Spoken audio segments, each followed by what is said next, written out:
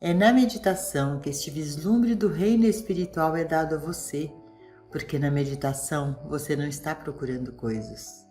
Você não está buscando saúde, prosperidade ou companheirismo. Você está buscando o reino de Deus. E na hora em que pensais que não vem o Filho do Homem, o Cristo revela-se Ele mesmo. E então a graça espiritual assume o reino interior. Pode ser um vislumbre momentâneo ou não, que pode deixar você por dias e aparentemente não retornar. Mas se você está realmente determinado a seguir este caminho, você o manterá até que a consciência volte, não uma vez, mas de novo e de novo.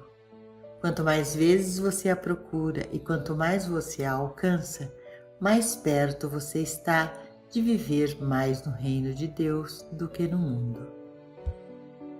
A luz é dada para ser a luz. Às vezes, as pessoas pensam que ao entrar na vida espiritual, elas deixarão o mundo do trabalho. Isto raramente é verdade, porque eles tomam sobre seus ombros a instrução dos estudantes, o trabalho de cura e todas as atividades conectadas com o ministério espiritual.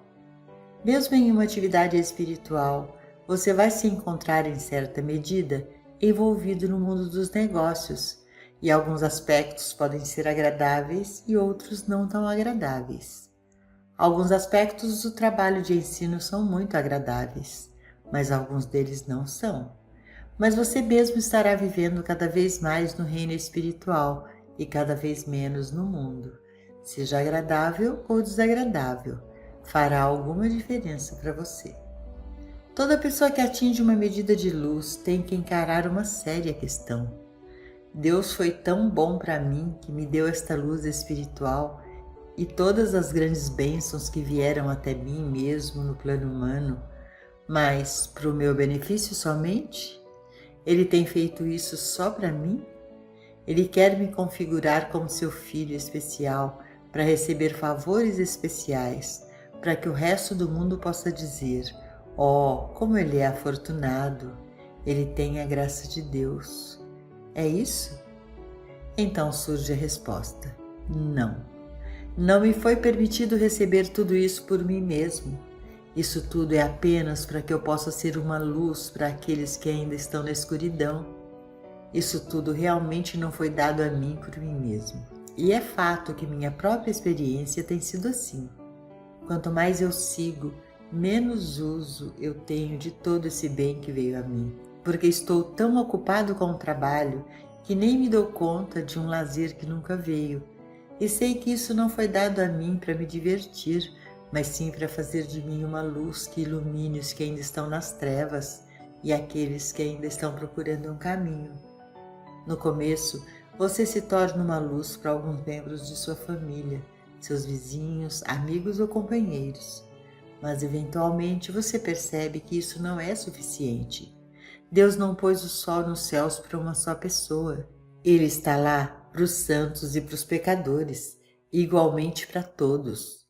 Deus não enviou Jesus para o mundo apenas para os hebreus da Terra Santa, nem apenas para os cristãos que se tornaram seguidores dos discípulos, mas sim para que a mensagem espiritual do Mestre se tornasse universal e que a mente que estava em Cristo Jesus pudesse tornar-se a mente do homem.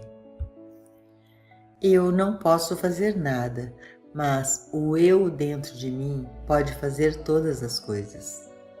Jesus disse: eu de mim mesmo nada posso fazer. Se eu der testemunho de mim mesmo, meu testemunho será falso. Agora você deve parar por um momento e refletir sobre isso, porque, ao ler o Novo Testamento, você não terá que ir muito adiante até que você o ouça dizer: aquele que me vê, vê o que me enviou. Eu e meu Pai somos um. Eu sou o caminho, a verdade e a vida. Eu sou a luz do mundo. Eu vim para que todos tenham vida. Tudo isso faz com que você tenha muito cuidado com o uso da palavra eu, para que você veja o que você realmente quer dizer quando você usa essa palavra. A mensagem do caminho infinito deixa claro o que foi perdido para a Igreja por 1700 anos. a verdade de que existe um eu humano que não pode fazer nada e há um eu divino dentro de você, através do qual você pode fazer todas as coisas. Você deve saber que há um eu chamado Joel e há um eu chamado você, mas nem você e nem Joel atingiram a plenitude. Joel é suscetível de cometer erros. Joel pode eventualmente se aborrecer. Joel às vezes gosta de uma boa refeição, mas este não é o eu que é o professor espiritual e o revelador. Esta é a parte da minha individualidade que ainda está no sentido pessoal, aquele mesmo do qual Jesus falou quando disse: eu de mim mesmo nada posso fazer. Mas uma vez que você faz esse mesmo reconhecimento, você pode dizer: ah, mas a minha individualidade, minha verdadeira personalidade é divina. Meu Salvador, meu Cristo, meu curador, meu provedor está mais perto do que a respiração dentro de mim. É o verdadeiro eu do meu ser. Quando você reconhece isso, você começa a retirar sua fé, esperança e confiança do mundo externo e dos seres humanos. Quando você for às urnas, você fará o seu melhor para ser guiado espiritualmente no seu voto. Mas você não colocará sua dependência, sua liberdade e sua paz em função de quem for eleito, seja seu candidato ou candidato de outra pessoa. Você estará vivendo conscientemente no conhecimento desse eu dentro de você. Isto é rezar sem cessar, percebendo constantemente que o eu dentro de você é poderoso. Eu no meio de você é o pão, a carne, o vinho e a água da vida. A separação. Tudo isso nos leva a um ponto muito difícil de nossa jornada. Estamos tão acostumados a ler e ouvir as belas promessas bíblicas de um paraíso perfeito que às vezes esquecemos que há também advertências bíblicas que podemos ter ignorado. Estreita é a porta e estreito é o caminho que conduz à vida. Poucos os que a encontram. Eu não vim trazer a paz, mas a espada, porque eu vim pôr em discórdia o homem contra seu pai, e a filha contra sua mãe, e a nora contra sua sogra. Nós pulamos essas passagens como se elas não fossem importantes ou não destinadas a serem levadas a sério. É claro que elas não devem ser tomadas literalmente, mas tenha a certeza de que Jesus sabia muito bem o que estava dizendo, porque a divisão está ocorrendo, e está ocorrendo no exato momento em que você começa a confiar no eu dentro de você e não em seus pais, filhos, tias, tios ou primos. Uma divisão ocorreu ali mesmo. Você foi separado da dependência das pessoas. Enquanto existirem dois estados de consciência, o material e o espiritual, sempre haverá uma divisão ou separação daqueles seus parentes que preferem permanecer na consciência material, mesmo que eles sejam seus próprios filhos ou pais. Nem por isso você deve sair de sua casa ou expulsá-los, mas haverá uma parede entre vocês, uma parede que significa falta de entendimento, e você vai realmente descobrir que o seu companheirismo, sua integridade e unicidade estarão com aqueles de sua morada espiritual, bem mais do que os da sua morada familiar. Nessa medida, haverá sim separação ou divisão. Tais experiências muitas vezes levam as pessoas a se afastarem do caminho espiritual. Como o Mestre disse, são poucos os que a encontram. A Escritura também diz: muitos são chamados, mas poucos os escolhidos. Fazendo a transição para a consciência espiritual. Se você examinar seus pensamentos honestamente, descobrirá que a razão de sua abordagem em busca de um trabalho metafísico ou espiritual, ao menos a primeira ou mais antiga, foi o desejo de melhorar as condições humanas, nada mais nem nada menos do que isso. Era uma maneira de conseguir uma saúde melhor, um sustento melhor, uma companhia melhor. E agora, para sua surpresa ou desânimo, você é confrontado com o fato de que, justamente o oposto pode ter tido lugar. Você pode perder alguns de seus companheiros, algumas de suas amizades. Da mesma forma, na busca de saúde, às vezes, quando você está esperando para se livrar de uma condição indesejável, você pode descobrir que você tem 3 ou 4 delas. Elas estavam latentes em seu corpo ou na sua mente, e de repente você descobre doenças que nunca soube que tinha. No começo, você pode pensar que seu estudo espiritual trouxe isso, mas não foi o seu estudo espiritual que o trouxe, mas trouxe para a superfície tudo o que estava latente na mente ou no corpo. E a atitude correta deve ser de gratidão, pois de outro modo essas coisas ficariam adormecidas lá, até que se preparassem para atacar. E agora, ao menos elas vieram à superfície, e através de seu estudo e trabalho, você terá a oportunidade de fazer uma transição de um sentido material da saúde para a consciência espiritual de totalidade. Também é possível que em sua vida metafísica precoce você tenha ficado satisfeito com uma condição desagradável que tornou-se agradável, um corpo doentio em um estado saudável ou um bolso vazio em um abundante. Mas ao permanecer no caminho espiritual, isso não mais poderá satisfazê-lo, porque você vai descobrir que não há fim para todas as necessidades materiais, sejam do corpo ou do bolso. Portanto, se você tentar evitar a transição para a integridade e plenitude espiritual, você simplesmente perceberá que os males da carne ou do bolso foram adiados. Então, eventualmente, você vem para aquela posição onde, através da consciência espiritual, você se eleva acima da ideia de boa saúde, bom sustento e boa companhia. Vivendo nessa consciência, quando você parar de se alegrar na saúde física, riqueza material ou felicidade humana, sempre voltando-se para dentro e lembrando que tudo isso é apenas a manifestação exterior de uma graça interior, você estará fazendo a transição para uma saúde que não é do corpo, mas da alma, e para o ponto em que o sustento não é dinheiro, mas tem sua fonte na alma. A única maneira que isso pode ser alcançado é pela realização do eu, o vinho da inspiração, o pão da vida, a fonte de harmonia espiritual que aparece exteriormente como bem humano. Durante esse período de transição, você estará continuamente voltando-se para dentro, trazendo à lembrança este eu, o Cristo Ele mesmo.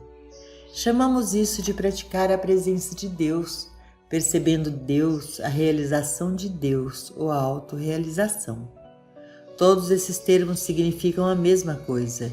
Eles significam que você está percebendo que há mais para você do que você pode ver no espelho, que há algo invisível, que é a parte mais importante da sua vida e do seu ser, porque a parte invisível é a fonte do visível. Amor e alegria, frutos da contemplação. Na meditação, você contempla a atividade espiritual e o ser que está dentro de você.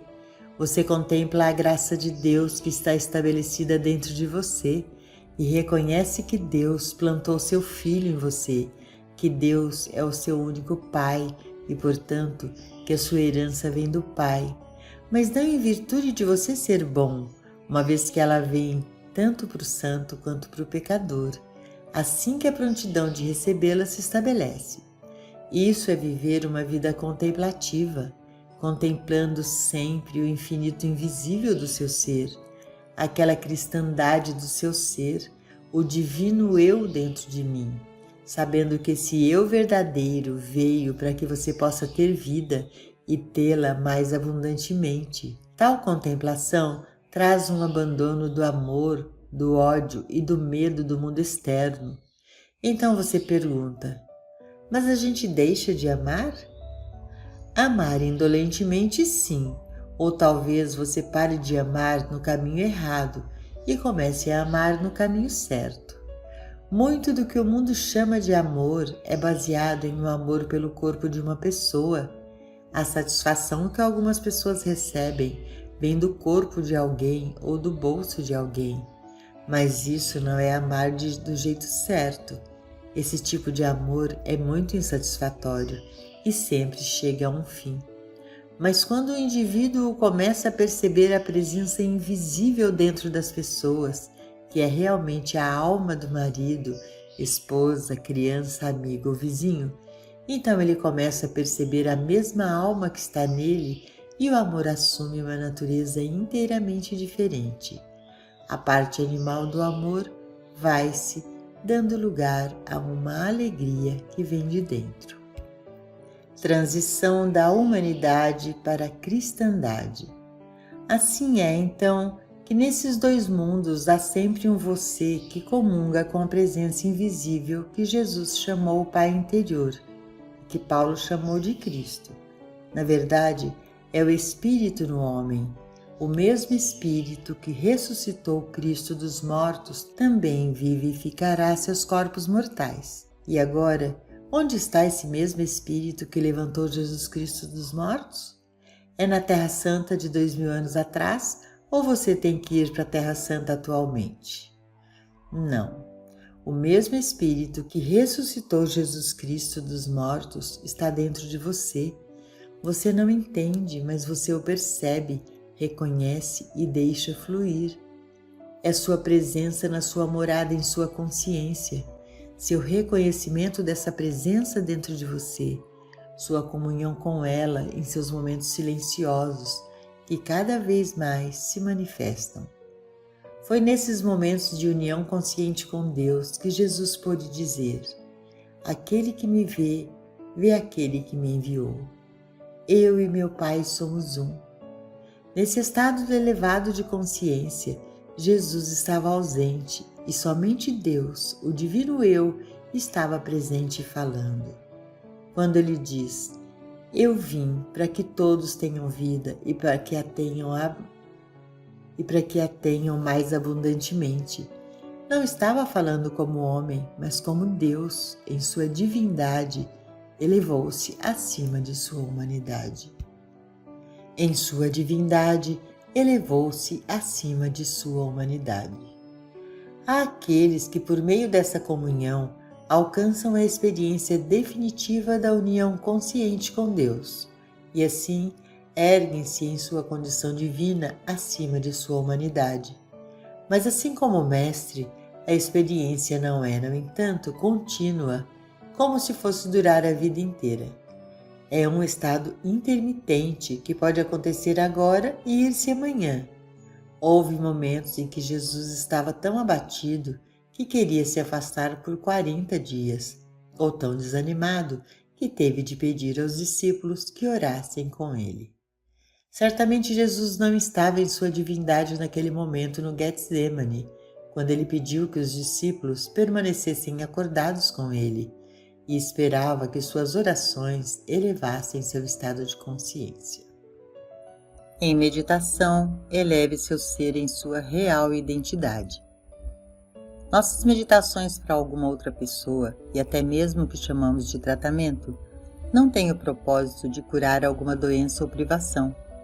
Elas têm o propósito de elevar a pessoa em sua cristandade, para além de sua humanidade, onde não há pecado, doença, morte, falta ou limitação.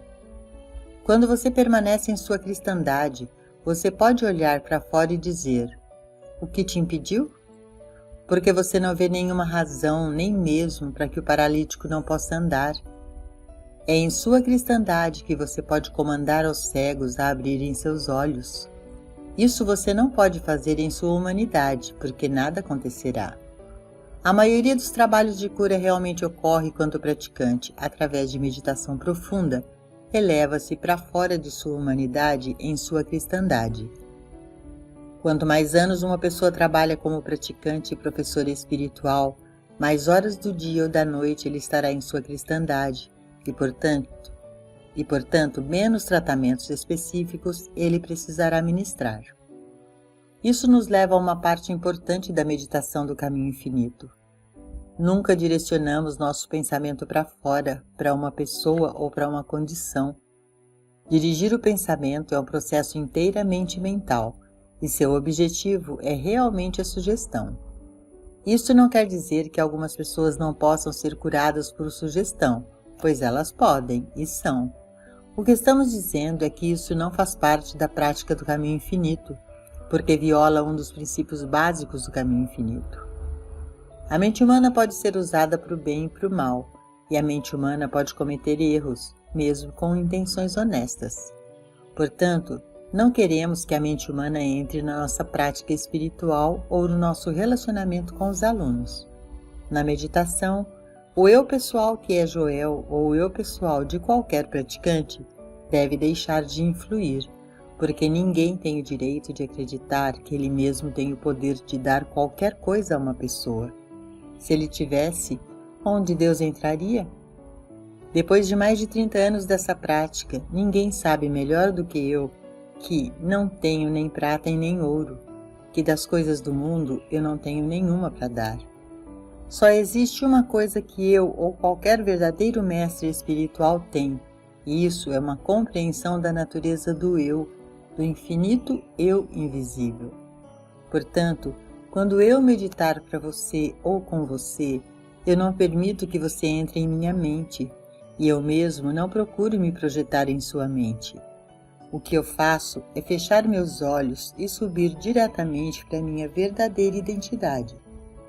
Eu quero comungar e ser um com este eu que eu verdadeiramente sou, e com um ouvido receptivo e minha atenção centrada no infinito invisível, eu me aquieto em silêncio. Então o Espírito de Deus se revela, e porque uma pessoa trouxe a si mesma a minha consciência, ela recebe os frutos da meditação. Vamos ver como funciona. Pode haver uma pessoa fisicamente doente, e por conta do meu retiro dentro do eu, mantendo a serenidade, meu ser, sabendo que eu sou Deus e permitindo que eu seja Deus, essa pessoa pode receber uma cura física.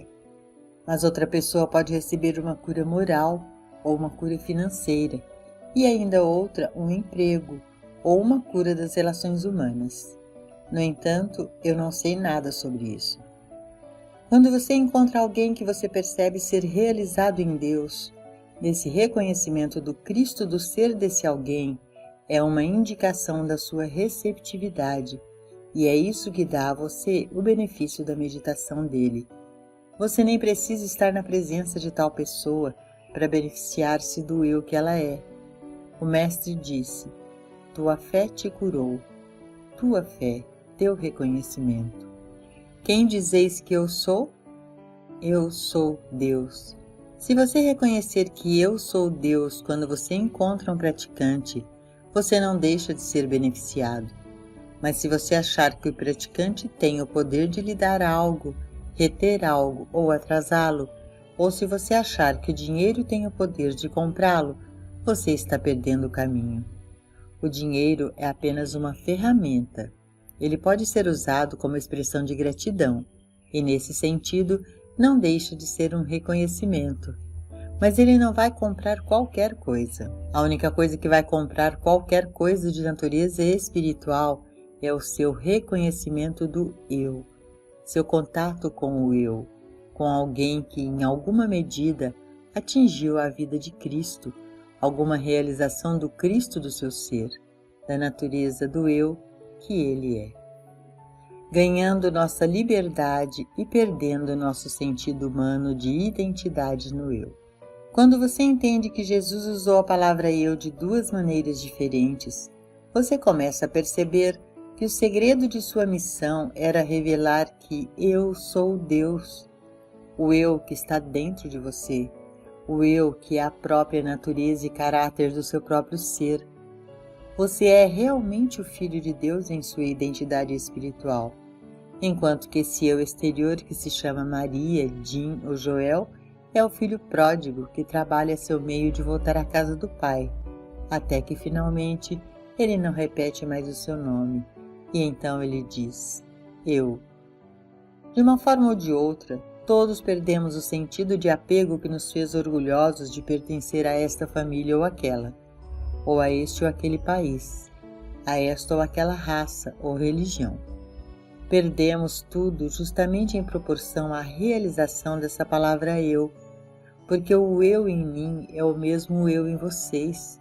Se há somente um Pai no céu, você e eu somos irmãos e irmãs, e tão logo despertemos para isso e comecemos a agir desta forma, tanto mais cedo nós traremos a nossa própria emancipação e também a liberdade daqueles que estão ao alcance de nossa consciência. Através da realização do infinito invisível dentro de você, você se liberta deste mundo.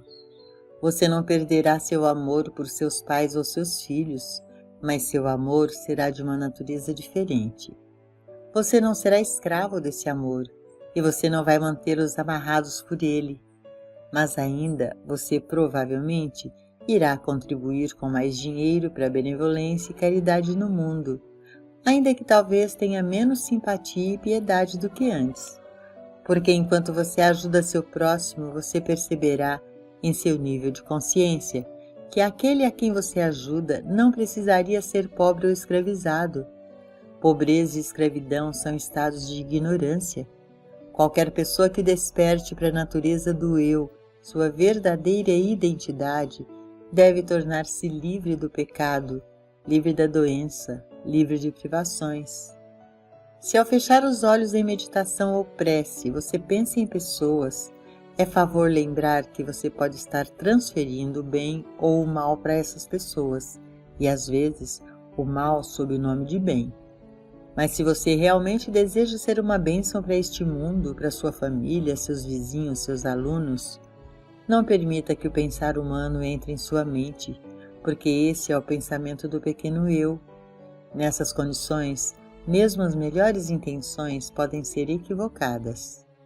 Aquiete-se e saiba que o eu no meio de você é Deus. Deixe esse eu fazer o trabalho. E então, a mensagem que seu amigo, parente ou aluno recebe vem diretamente de Deus, trazendo o testemunho do próprio Espírito. E então, haverá paz e harmonia.